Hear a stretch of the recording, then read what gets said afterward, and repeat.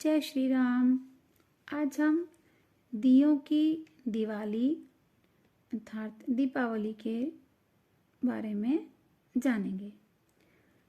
ये दीपावली का त्यौहार 5 दिवसीय त्यौहार है जो धनतेरस से प्रारंभ होकर भैया दूज तक मनाया जाता है। दीपावली भारत देश का सबसे बड़ा तथा प्राचीन त्यौहार है। यह सामाजिक, सांसारिक, धार्मिक और आध्यात्मिक दृष्टि से भी बहुत महत्वपूर्ण त्यौहार है। भारत देश में यह त्यौहार हिंदू धर्म के साथ साथ जैन, सिख और बौद्ध धर्म के अनुयायी भी मनाते हैं। दीपावली, दीप प्लस आवली, आवली मीन्स पंक्ति, यानी पंक्ति में रखे हुए दीपक या दीपकों की श्रृंखला। दीपक जब ही जलाए जाते हैं जब कोई त्योहार हो या कहीं अंधेरा हो रहा हो और किसी को हमें रास्ता दिखाना हो या किसी की आवभगत करनी हो तो उस समय में भी दिए जलाए जाते हैं। दीपावली एक मुख्य त्यौहार है। यह त्यौहार अंधकार पर प्रकाश, अन्याय पर न्याय, अज्ञान से अधिक बुराई पर ज्ञान और अच्छाई या सच्चाई की विजय का प्रतीक है। इसे दीपोत्सव भी कहते हैं। वैदिक प्रार्थना है तमसो मा ज्योतिर्गमय, अर्थात हे भगवान मुझे अंधकार से प्रकाश की ओर ले चलो।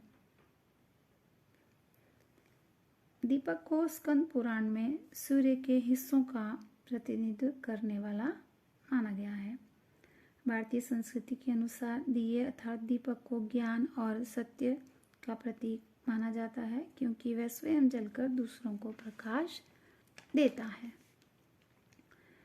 5 दिवसीय दीपावली के त्यौहार की शुरुआत धनतेरस से हो जाती है। हम कोई भी त्यौहार क्यों मनाते हैं? हमें ये जानकर, उसका महत्व जानकर और उसके बारे में ज्ञान प्राप्त कर अज्ञान व अंधकार को दूर करके ही त्यौहार मनाना चाहिए। तो आज हम सबसे पहले धनतेरस के बारे में जानेंगे। धनतेरस 2 शब्दों से मिलकर बना है। पहला धन और दूसरा तेरस, जिसका अर्थ होता है धन का 13 गुना होना। शास्त्रों के अनुसार कार्तिक मास की त्रयोदशी के दिन समुद्र मंथन के समय भगवान धन्वंतरी अपने हाथों में अमृत कलश लेकर प्रकट हुए थे। इसलिए इसे धनतेरस के रूप में मनाते हैं। इन्हें आयुर्वेद का जनक भी कहा जाता है और ये भगवान विष्णु के 24 अवतारों में से 12वें अवतार माने गए हैं। ऐसा भी कहा जाता है कि चिकित्सा विज्ञान का प्रचार और प्रसार के लिए भगवान विष्णु ने धन्वंतरी के रूप में अवतार लिया था। 4 भुजाधारी भगवान धन्वंतरी के एक हाथ में आयुर्वेद ग्रंथ, दूसरे हाथ में औषधि कलश, तीसरे में जड़ी बूटी और चौथे हाथ में शंख विद्यमान है। भगवान धन्वंतरी ने ही संसार के कल्याण के लिए अमृतमय पौधे औषधियों की खोज की। दुनिया भर की औषधियों पर उन्होंने अध्ययन किया और उन औषधियों के अच्छे बुरे प्रभावों को आयुर्वेद के मूल ग्रंथ धन्वंतरी संहिता में बताया। यह ग्रंथ भगवान धन्वंतरी ने ही लिखा है। महर्षि विश्वामित्र के पुत्र सुश्रुत ने इन्हीं से आयुर्वेदिक चिकित्सा की शिक्षा प्राप्त की और आयुर्वेद के सुश्रुत संहिता की रचना की। एक कहावत आज भी प्रचलित है कि पहला सुख निरोगी काया, दूजा सुख घर में माया। तो भारतीय संस्कृति में भी स्वास्थ्य का स्थान धन से ऊपर माना गया है, अर्थात स्वास्थ्य ही सबसे बड़ा धन है। इस दिन को राष्ट्रीय आयुर्वेद दिवस के रूप में भी मनाया जाता है। भगवान धन्वंतरी के प्रकट होने के कारण इस दिन को वैद्य समाज धन्वंतरी जयंती के रूप में मनाता है। भगवान धन्वंतरी कलश लेकर प्रकट हुए थे, इसलिए इस दिन बर्तन खरीदने की भी परंपरा है। इनकी पूजा करने से आरोग्य, सुख व सौभाग्य की प्राप्ति होती है। धनतेरस के दिन धन के देवता धनपति कुबेर की भी पूजा की जाती है। इन्हें धन की देवी लक्ष्मी का भाई माना जाता है। हिंदू मान्यताओं के अनुसार हर देवी देवता के पास एक जिम्मेदारी दी गई थी। भगवान शिव ने देवताओं के धन की रक्षा करने की जिम्मेदारी कुबेर को सौंपी थी। तभी से कुबेर को देवताओं के धन अथवा धनाध्यक्ष भी कहा जाता है। इसी कारण से आज भी कुबेर की पूजा की जाती है धन देवता के रूप में। देवताओं से जो धन जुड़ा हुआ था, देवताओं के पास जो भी धन था, तो ये उसको बहुत ही सुरक्षित रूप से उसको रखते थे।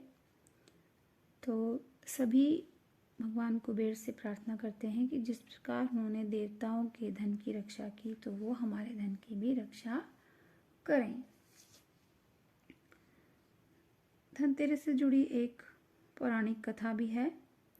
राजा बलि सप्त चिरंजीवियों में से एक विष्णु भक्त और महान दानवीर और महान योद्धा थे। राजा बलि ने देवताओं को युद्ध में परास्त कर दिया था और स्वर्ग को अपने कब्जे में ले लिया था। बलि की वजह से सब दुखी थे। दुखी देवता अपने माता अदिति के पास पहुँचे और समस्या बताई। इसके बाद अदिति ने पति कश्यप ऋषि के कहने पर एक व्रत किया, जिसके शुभ फल से भगवान विष्णु ने वामन देव के रूप में अवतार लिया। इनका जन्म राजा बलि से देवताओं की रक्षा के लिए ही हुआ था। देवताओं को राजा बलि के भय से मुक्ति दिलाने के लिए भगवान विष्णु ने वामन यानी ब्राह्मण का अवतार लिया और राजा बलि के यहाँ यज्ञ स्थल पर पहुँच गए। जब ये एक छोटे बालक के रूप में ही थे, तो ये राजा के पास गए और इन्होंने उनसे दान मांगा। तो राजा ने कहा, भाई क्या चाहिए तुम्हें?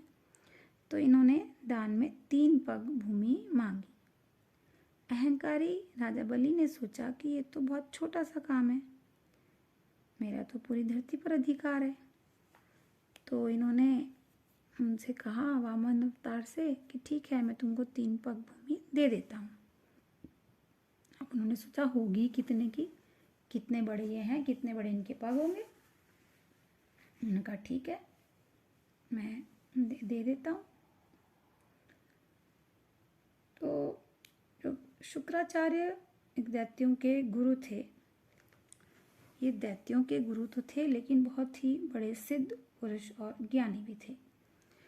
इन्होंने भगवान विष्णु के वामन अवतार को यानी ब्राह्मण रूप में भी उनको पहचान लिया और राजा बलि को समझाया कि ये जो वामन हैं ये कोई और नहीं भगवान विष्णु हैं, और उनको बताया कि ये अगर कुछ भी तुमसे मांगते हैं तो इनको मत देना, इनको इनकार कर देना। अब ये बात सुनकर राजा बलि बोले कि जैसा आप कह रहे हो, ये अगर भगवान भी हैं तो अगर मेरे द्वार पर कुछ मांगने आए हैं तो मैं इनको मना नहीं कर सकता। राजा बलि ने शुक्राचार्य की बात नहीं मानी। राजा बलि जब दान करने के लिए कमंडल से जल लेकर संकल्प लेने लगे, तो बलि को दान करने से रोकने के लिए शुक्राचार्य राजा बलि के कमंडल में छोटा रूप धारण करके प्रवेश कर गए। इससे कमंडल से जल निकलने का मार्ग बंद हो गया। अब वामन भगवान शुक्राचार्य की चाल को समझ गए। भगवान वामन ने अपने हाथ में रखे हुए कुशा को कमंडल में कुछ ऐसे रखा कि शुक्राचार्य की एक आंख फूट गई। शुक्राचार्य छटपटाते हुए कमंडल से बाहर निकल गए। इसके बाद राजा बलि ने 3 पग भूमि दान करने का संकल्प ले लिया। तब भगवान वामन ने अपने एक पैर से, एक पग से संपूर्ण पृथ्वी को नाप लिया और दूसरे पग से अंतरिक्ष को नाप लिया। अब तीसरा पग रखने के लिए कोई स्थान ही नहीं था। तो वामन ने पूछा भाई राजा बलि से कि अब कहाँ रखूँ मैं तीसरा पैर। जब राजा बलि ने ये सब कुछ देखा तो जो उनका अहंकार था वो टूट गया। उनको समझ में आ गया कि जो भी कुछ हैं भगवान विष्णु ही हैं,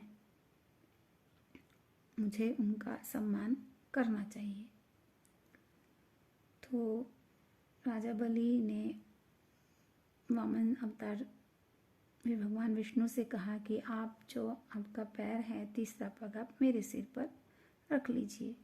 वो सिर झुकाकर उनके आगे बैठ गए और उनसे विनती की कि आप इसे मेरे सिर पर रख दो। हम बलि जो है अपना सब कुछ गंवा बैठे थे। इस तरह बलि के भय से देवताओं को मुक्ति मिल गई थी और जो दैत्यों ने धन संपत्ति देवताओं से छीनी थी तो उससे कई गुना ज़्यादा धन संपत्ति देवताओं को वापस मिल गई।